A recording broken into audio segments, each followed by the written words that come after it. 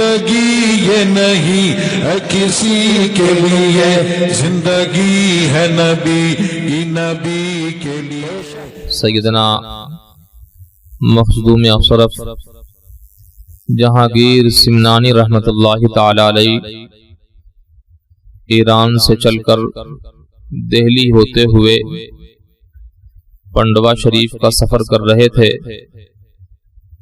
تو اس سے پہلے ہی حضرت شرف الدین یحییٰ منیری رحمۃ اللہ تعالی علیہ نے فرمایا تھا کہ مجھے فلاں صاحب سے ملاقات کرنی ہے، ایسا لگتا ہے کہ ملاقات نہیں ہو پائے گی۔ اس کے بعد فرمایا اگر میرا وصال ہو جائے، انتقال ہو جائے، میرا جنازہ نہ پڑھانا بلکہ انتظار کرنا اس سید کا جو ایران سے آنے والے ہیں۔ لوگوں نے نشانی پوچھی تو کہا وہ قرأت سبعہ کے حامل ہوں گے، ساتوں قرأت جاننے والے ہوں گے، حافظ قرآن بھی ہوں گے، وہ آئیں گے، میرا جنازہ وہی پڑھائیں گے اگر میرا انتقال پہلے ہو گیا تو۔ اور ہوا یہی کہ چند روز ہوئے حضرت شرف الدین یحییٰ رحمۃ اللہ تعالی علیہ کا وصال ہوا۔ مریدین متوسلین نے تجہیز و تکفین کا انتظام تو کیا، لیکن چونکہ وصیت تھی، نہلا دھلا کے کفنا کے تابوت میں جنازہ رکھ دیا اور انتظار کرنے لگے کہ وہ مقدس بزرگ تشریف لائیں۔ تو ایک مرید گاؤں کے باہر ٹکٹکی باندھے دیکھ رہا تھا، گرد و غبار اڑتی ہوئی اسے نظر پڑی، اسے سمجھ میں آیا کہ لگتا ہے کوئی قافلہ آ رہا ہے۔ بڑے انتظار کے بعد وہ قافلہ گرد و غبار سے ہٹا اور گاؤں کے قریب آیا۔ یہ صاحب جا کر انہی سے پوچھتے ہیں کیا آپ سادات سے ہیں؟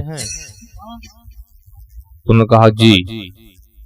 فرمایا کیا آپ حافظ قرآن بھی ہیں؟ کہا ہاں۔ کہا کیا آپ قرأت سبعہ کے بھی حامل ہیں؟ کہا جی۔ کہا ٹھیک ہے، چلیے پہلے آرام نہیں، پہلے آپ میرے شیخ کی خدمت میں چلیے، ہمارے شیخ کا وصال ہو گیا ہے، ان کی وصیت یہ ہے کہ جنازے کی نماز آپ ہی پڑھائیں۔ تو حضرت نے فرمایا میں مسافر غریب الدیار، میں اس قابل کہاں، لیکن انہوں نے کہا کہ نہیں آپ کو چلنا ہی ہوگا کیونکہ وصیت ہے۔ تشریف لے گئے، جنازے کی نماز پڑھائی اور دفن کیا۔ خانقاہ میں وہ فروکش تھے کہ لوگوں نے دیکھا کہ حضرت شرف الدین یحییٰ منیری کا ہاتھ قبر سے باہر آ گیا۔ اب وہ لوگ بڑے پریشان ہوئے کہ ایک تو کئی روز انتظار کرنا پڑا جنازے کا، اور اب دفنانے کے بعد ایک نیا معاملہ پیش آ گیا، ہاتھ باہر ہے قبر سے۔ تو لوگوں نے کہا کہ یہ کوئی اور نہیں، بس جنہوں نے نماز پڑھائی ہے وہی اس کا حل کریں گے۔ ان کے پاس لوگ پہنچے اور عرض کی کہ حضور اسی بھی وضاحت فرمائیں کیا ہو گیا، کیا معاملہ۔ تو حضرت سید مخدوم اشرف جہانگیر سمنانی رحمۃ اللہ تعالی علیہ نے مراقبہ فرمایا اور اس کے بعد ارشاد فرمایا ان لوگوں سے کہ تم لوگوں سے شیخ نے کچھ کہا تھا کہ میرے کفن میں رکھ دینا، اور آپ لوگوں نے وہ نہیں رکھا، بھول گئے، وہی وہ مانگ رہے ہیں۔ تو یاد آیا ان لوگوں کو کہ ہاں انہوں حضرت نے کہا تھا کہ ہمارے شیخ سے جو ہمیں کلاہ ملی ہے وہ ہمیں کفن میں دے دینا، اور ہم لوگ ہما ہمی میں بھول گئے، کہا بس اس کلاہ کو لے جاؤ اور ان کے ہاتھ میں دے دو، وہ لے لیں گے۔ وہ انہوں نے تبرکات سے نکالی اور نکال کے لے گئے، جیسے ہی ان کے ہاتھ میں پکڑایا ویسے ہی انہوں نے ہاتھ میں ٹوپی پکڑی اور اس کے بعد قبر کے اندر لے لی۔ تو حضرت شرف الدین یحییٰ رحمت اللہ تعالی علیہ ہی کا ایک اور واقعہ کہ مرید کو کیسا ہونا چاہیے۔ انہی کا مرید تھا اور وہ ڈوب رہا تھا پانی میں اور اپنے مرشد کو پکار رہا تھا۔ یہ کہیں دور مقام پر تھے، حضرت خضر علیہ الصلوۃ والسلام تشریف لائے اور انہوں نے کہا کہ دے ہاتھ کی نکالوں۔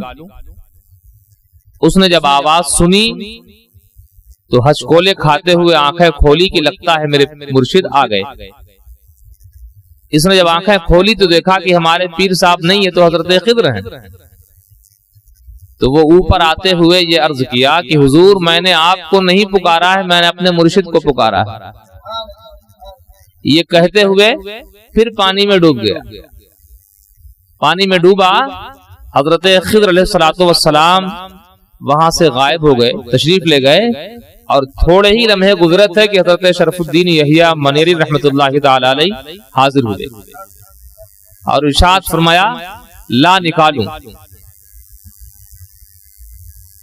تو اس وقت اس نے کہا تھا کہ میں نے یہ ہاتھ تو حضرت شرف الدین یحییٰ منیری رحمت اللہ تعالی علیہ کو دے دیا ہے، آپ کو کیا دوں، یہ تو انہیں دے چکا ہے۔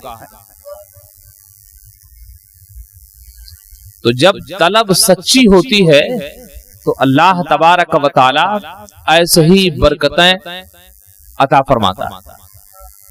یہاں سے دو چیزیں، ایک تو یہ سمجھ میں آیا کہ اللہ والے بظاہر نظروں سے اوجھل ہوتے ہیں، لیکن وہ اپنی قبروں میں باقاعدہ حیات زندہ و جاوید ہوتے ہیں۔ اور یہ نبی اکرم صلی اللہ علیہ وسلم کی سنت پر عمل کی برکت ہوتی ہے۔ نبی اکرم صلی اللہ علیہ وسلم کے سنت پر عمل کی برکت ہوتی ہے کہ اللہ تبارک و تعالی انہیں بھی دوا عطا فرماتا۔ اعلی حضرت نے حضور سید عالم صلی اللہ علیہ وسلم کے متعلق عرض کیا تو زندہ ہے واللہ، تو زندہ ہے واللہ، میری چشم عالم سے چھپ جانے والے۔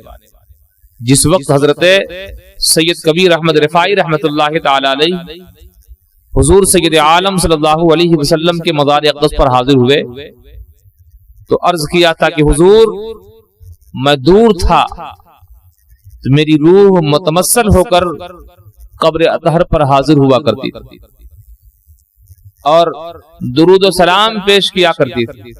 سرکار آج کرم فرمایا ہے آپ نے اس فقیر پر کہ اپنے در اقدس پر طلب فرمایا اور میں حاضر ہوں۔